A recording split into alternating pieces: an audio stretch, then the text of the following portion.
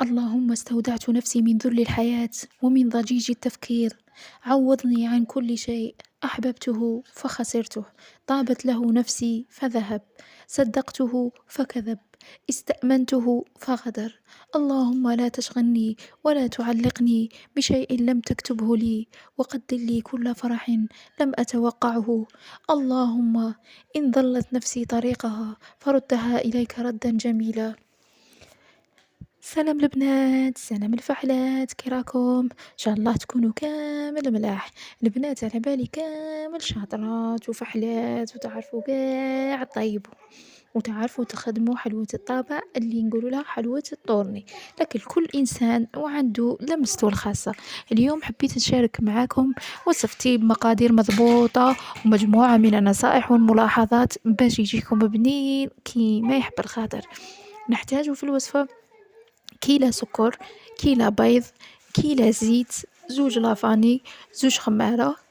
البنات كاينة ملاحظة، كل زوج حبات بيض قابلهم واحدة خمارة.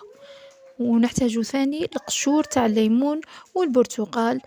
البنات ونحتاجو ثاني عطر الليمون، انا ما كانش عندي ما درتوش، عصرت غير نص حبة قارص. ونحتاجو ثاني الفارينة. نخلطوا البيض مع السكر، خلطوهم مليح مليح، ومن بعد نضيفوا لافاني ونزيدوا العطر ونزيدوا قشور الليمون وقشور البرتقال، ومن بعد نضيفوا الزيت بالتدريج، نزيدوا بالتدريج ونقعدوا نخلطوا. من بعد نزيدوا كاس مايزينا ونخلطوا مليح، ثم نزيدوا الفارينة وخمرة، خمرة الكاطو لاليفير، ونخلطوا مليح حتى نتحصلوا على عجينة. البنات لازم نخلو العجينة طرية تتلصق كما راني موريتلكم في الفيديو باش يخرج لكم خفيف من الداخل وما يجيش معلق.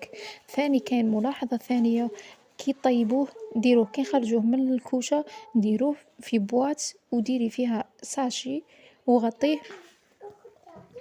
باش يجي طري شوية وما يجيكمش يابس بزاف.